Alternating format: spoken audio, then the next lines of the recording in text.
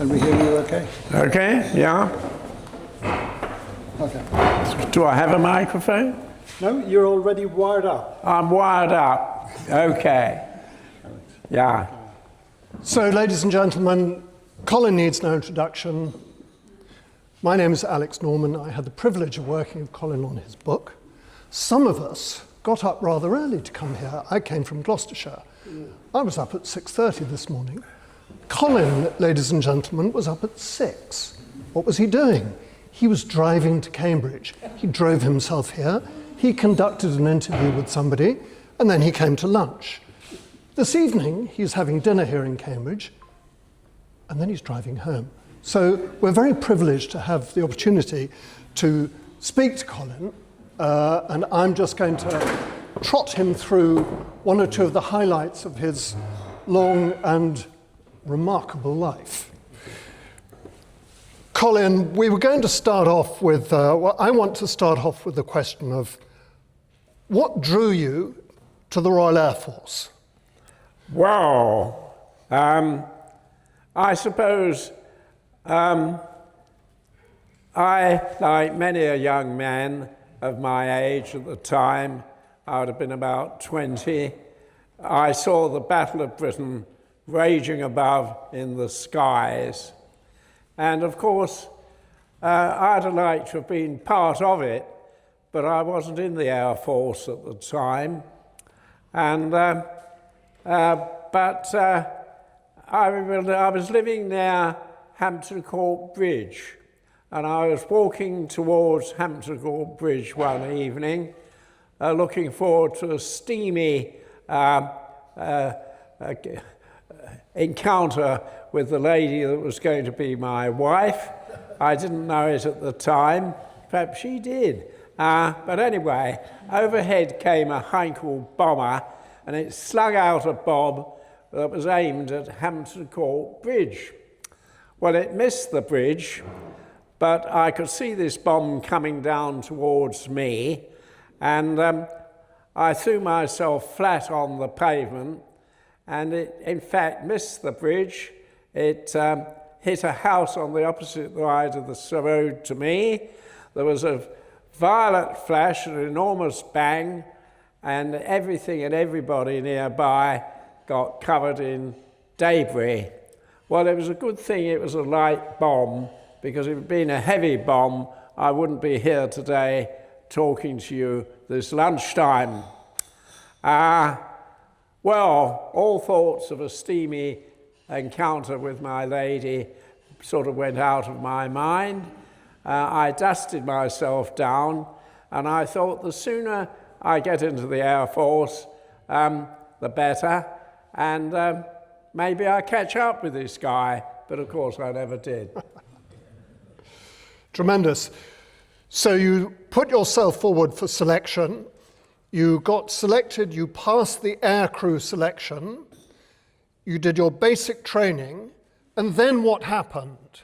Well, I was up at what was known as the initial training wing in Scarborough, and the sergeant came in one evening and he said, there were about a dozen of us, he said, pack your bags because you're going out in the morning. And I said, where, Sarge? And he said, you'll find out when you get there. And in point of fact, we'd been selected to go out to America under a training scheme which had been offered by General Hap Arnold of the American Army Air Corps, and he had offered training facilities for a limited number of British cadets, of which I happened to be one. And well, it was an odd experience. I went out from Britain, where my last meal would be perhaps a cup of cocoa, a doorstep of bread, and if I was lucky, a piece of flour, margarine, and a scoop of jam out of a tin. When I got to America, I walked into the bar there, which was about a quarter of a mile long. It contained every food imaginable, sides of beef, leg of lamb, southern fried chicken, you know, you name it, it was all there. And I said to the guy behind the bar, what can I have? And he said, you can have anything you like. Yes, it was a strange experience, but probably the strangest thing of all was being a cadet out in America. Remember, America at that time was not in the war.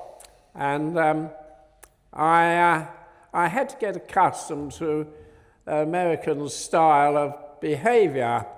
And the first thing I ran into was what was known as the honour system, which was better known as perhaps the West Point system, which required you, if you broke the rules, to report yourself. And if you didn't report yourself, it was incumbent on your fellow cadets to report you.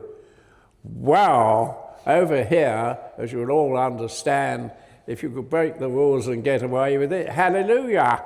And if any of your mates snitched on you, he'd be cast into outer space, never to return. So yes, it was a bit strange, but I kept my head down. I certainly never reported myself. I never snitched on anybody. I was intent on completing the course and becoming a pilot. And in due course, after about 9 months, at a place called Dothan in Alabama, a godforsaken place, and I got my American wings, and I was commissioned into the Royal Air Force.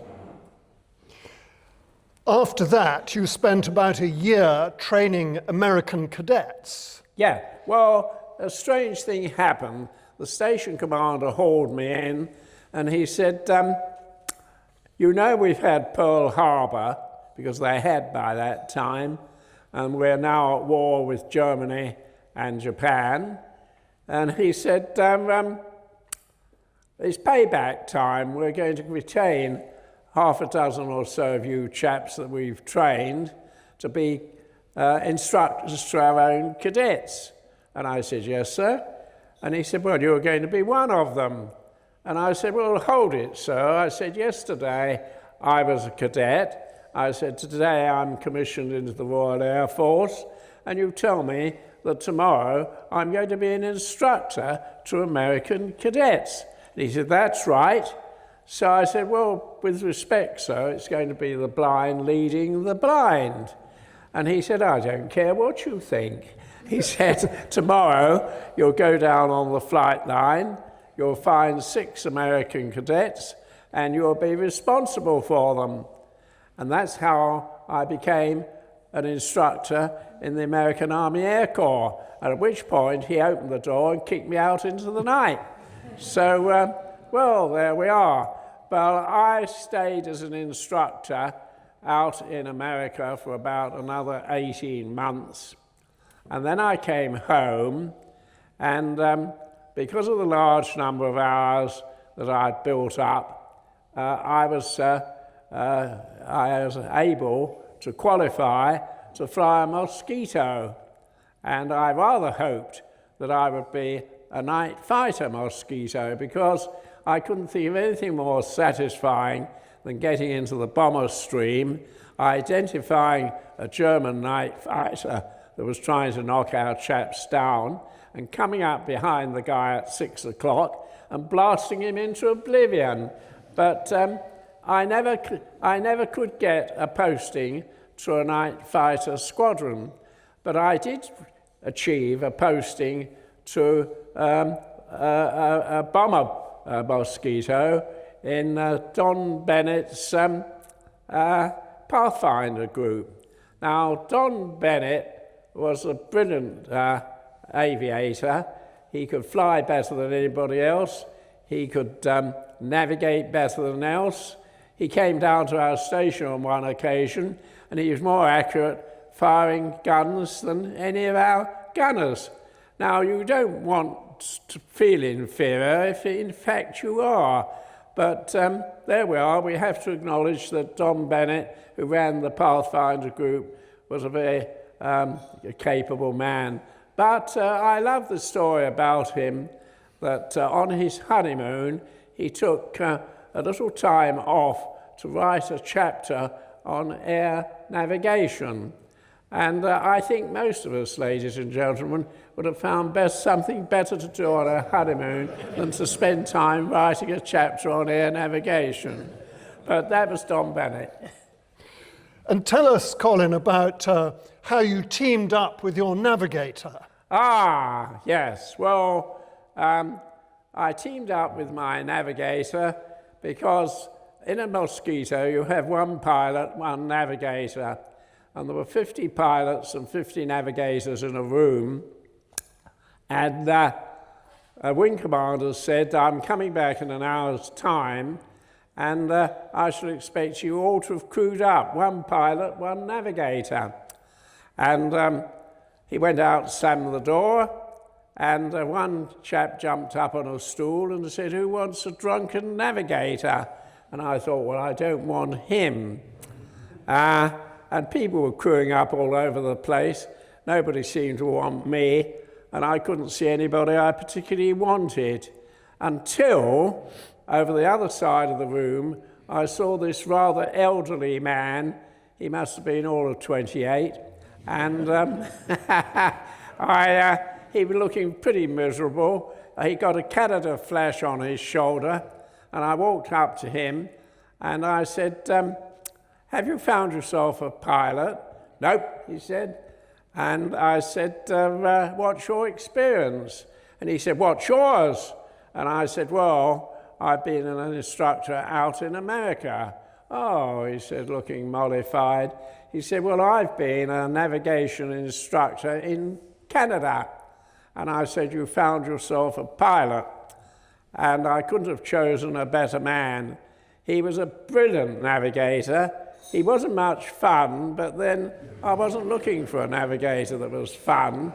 I was looking for a top-notch navigator, and I secured one. I told him on one occasion how lucky I felt that I'd got him as a navigator, and then I followed it up modestly by saying he was probably lucky to have got me.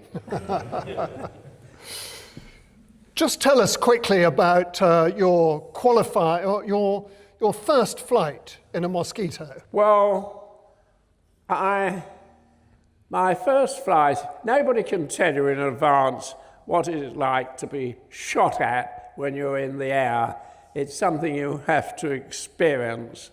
And of course, you're at your most vulnerable on your early missions because one is you had a sense of fear, and the other thing is you were inexperienced, and inexperience and fear is a lethal combination. And my navigator made his one and only error in routing us back from a target over Emden, which was the German naval base. And we saw a few flashes ahead of guns, shells exploding, and he said to me, I wonder what they were shooting at. Well, in a few minutes we found out they were sort of warming up their guns, and they were plastering us like nobody's business.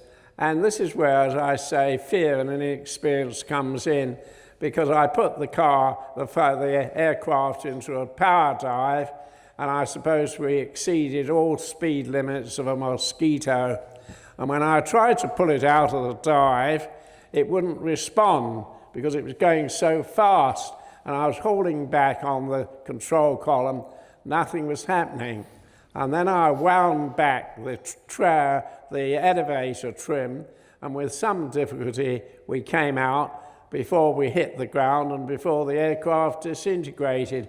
I simply tell this story as an example of what fear and inexperience can do.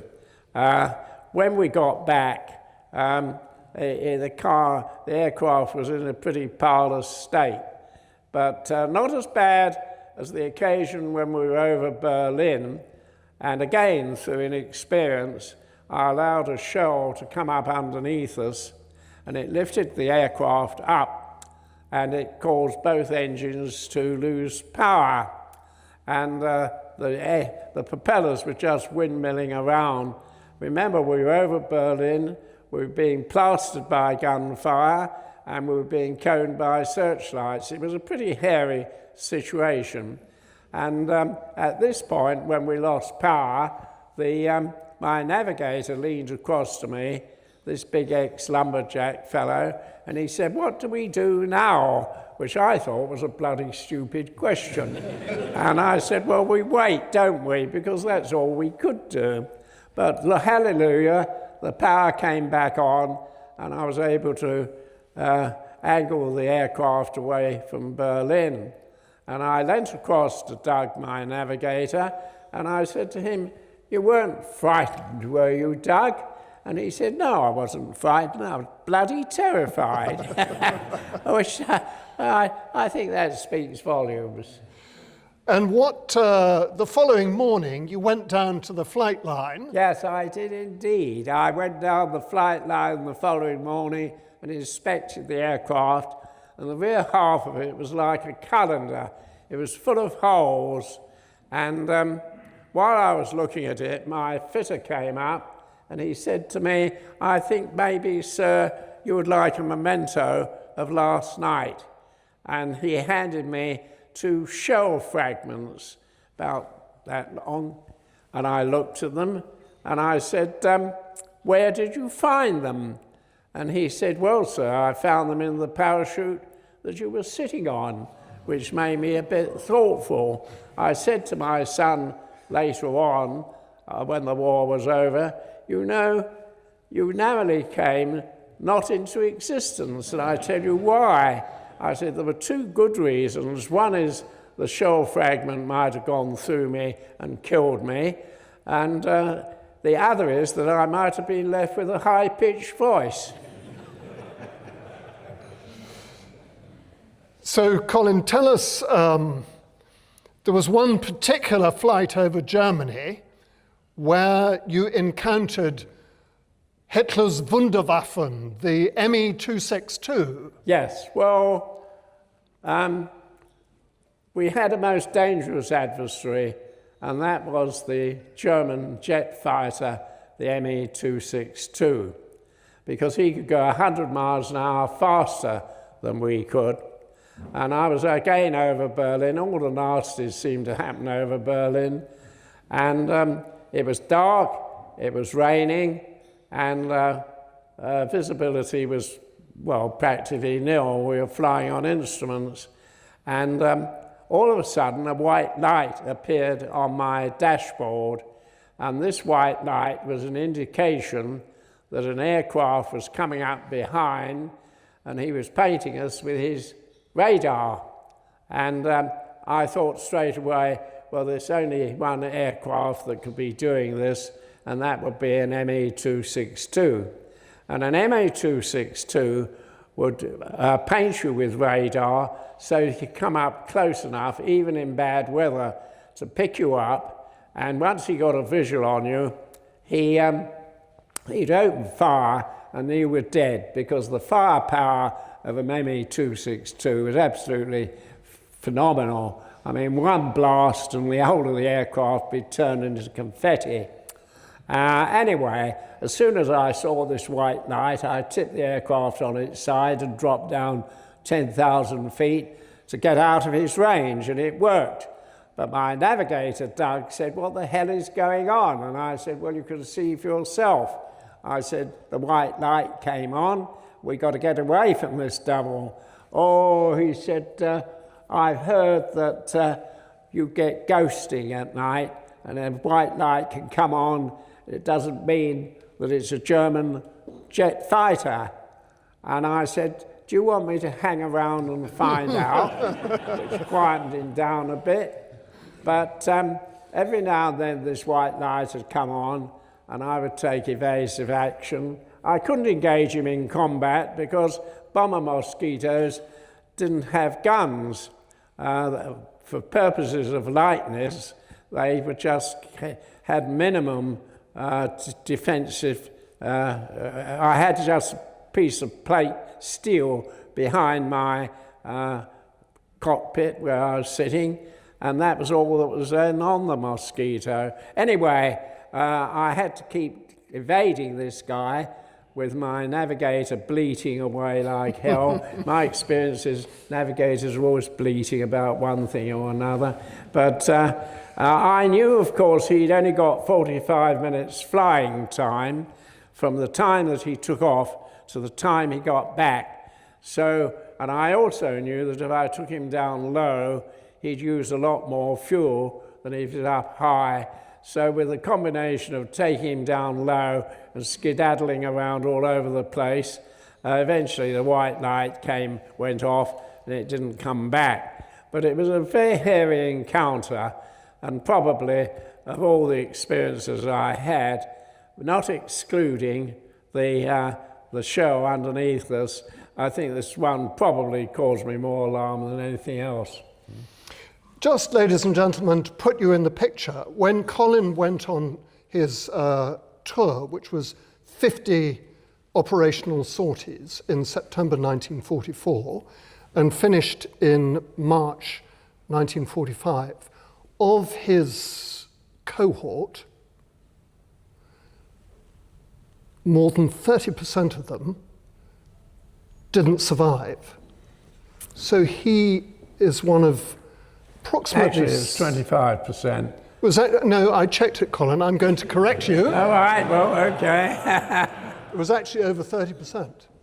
More than 30% did not complete the tour.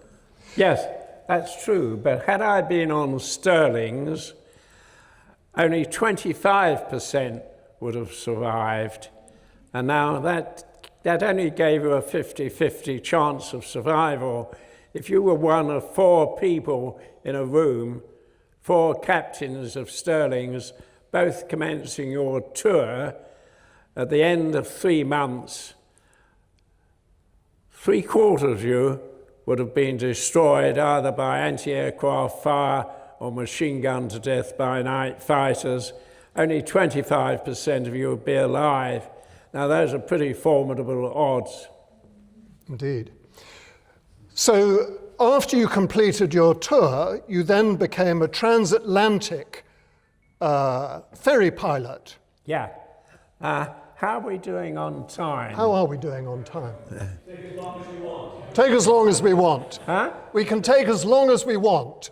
Take as long as we want. Right. Well, you've asked for it.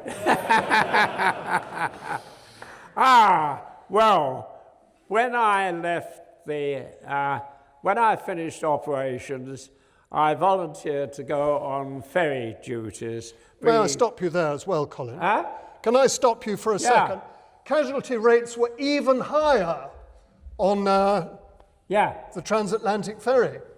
Well, the reason that was we got a saboteur in the factory, and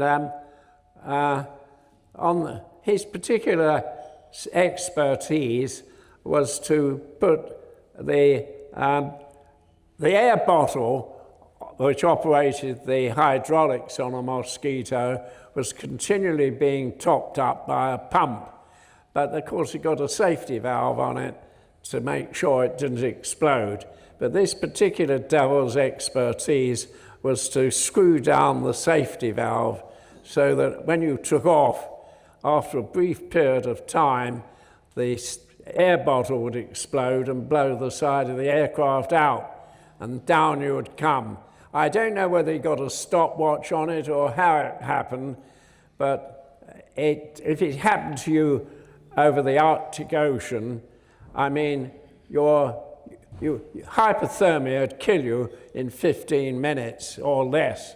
So it was a pretty nasty thing to have happen. But fortunately, I wasn't one of those that he put his ghastly hands on. And I made a number of trips over the Great Circle route, which was from Goose Bay in Labrador to a place on the west coast of Greenland, which was known as Bluey West 1, into Reykjavik, and from Reykjavik into Prestwick in Scotland. I was lucky, but not always. I always remember on one occasion I was going out from Goose Bay in Labrador to Bluey West 1, and I'd got a drunken navigator. He was a Scotsman. He was worse than useless. He was a danger. And I thought, this guy will never be able to navigate me to the west coast of Greenland. I shan't know when we get there whether we're either north or south of Bluey West 1. And I only had a limited supply of fuel, so I completely disregarded his instructions, and I aimed for a position north of Bluey West 1, and I thought I would then, as soon as I struck the coast, I would navigate down the coast by visually, and then pick up for myself the fiord which led up to Bluey West 1. But the weather was very bad. I was in cloud, I was over the Arctic, I was between Goose Bay and Bluey, and but I wasn't particularly worried because I knew I was over the sea, and I thought I will lower down and lower down, and being over the sea, I thought, well, even though I got down to 300 feet, I'd still be safe. But I wanted to break cloud before we got to the west coast of Greenland. And I did break cloud at about 250 feet. And as I broke cloud, I shot right past an iceberg that was sticking out of the sea. I must have passed within about 400 yards of it, and that made me pretty thoughtful too. So flying, you know, in those days flying I think is always hazardous, but flying in those days was particularly hazardous, yeah. Then after the transatlantic flight, you ended up ferrying the diplomatic mail. Ah, yes. Well, I then got posted to a place called Blackbush, and I flew diplomatic airmail, but on one occasion I was coming back, and I landed at a place called East on the south coast of France, and I went out like any sensible pilot and navigator did to the mess, and we had a meal, and when we came out, I was accosted by a warrant officer who said, "Sir, can I have a lift with you back to Blackbush?"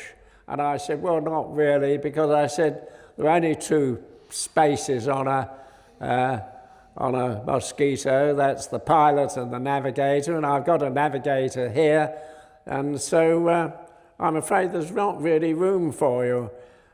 He said, "Well, you could put me up in the bomb aimer's position in the nose, couldn't you?" So I said to him, "What's the hurry to get back to Blackbush?" "Oh," he said, "I've got woman trouble." And my navigator said, "Well, who hasn't?" So I said to my navigator, "Well, if we take him, he'll be an unauthorized passenger."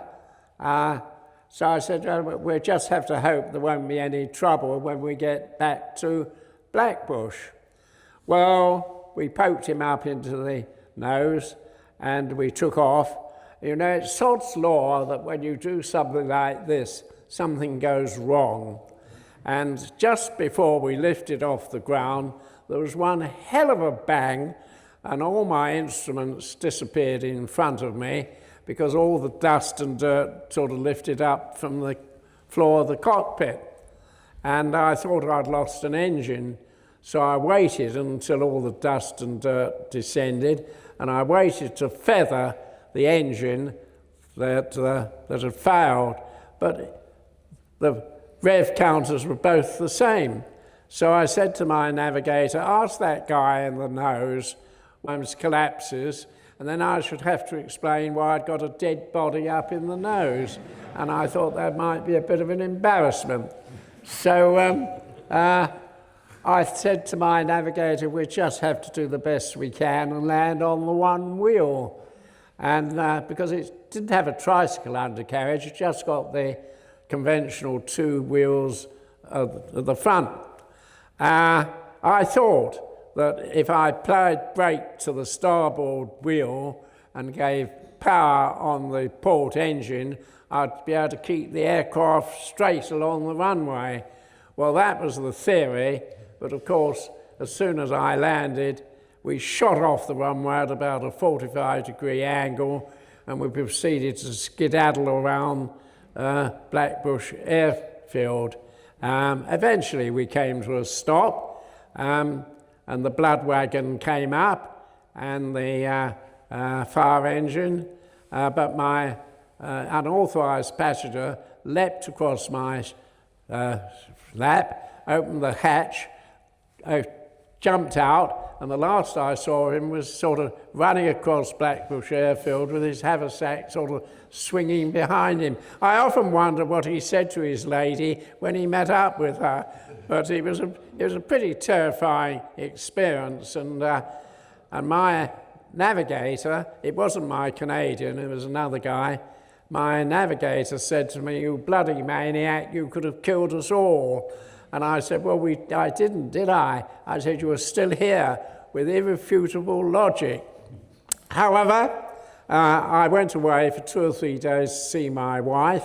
When I came back, I was told to report to the station commander, which I did. And he said, why didn't you land wheels up? Well, I couldn't tell him the truth. So I said to him, well, sir, I felt that I could probably get away with it on one wheel. And he said, well, it's a good thing you did get away with it, because he said, if you hadn't got away with it, group had told me that you were to be court-martialed. And I said, sir, if I hadn't got away with it, there wouldn't have been anybody left to court-martial. And I think that convinced him. Anyway, it was just one of many scrapes that we had, but I thoroughly enjoyed my life in the Air Force. I suppose it sounds an odd thing to say, I quite enjoyed operating over Germany, and I've now got an invitation to go in a private plane and fly over the Ruhr and Mona dams that Guy Gibson flew over when he dropped his flying bomb. And somebody said, well, how do you think you'll react to that? And I said, well, it'd be nice to fly over Germany without being shot at. And that's it, ladies and gentlemen.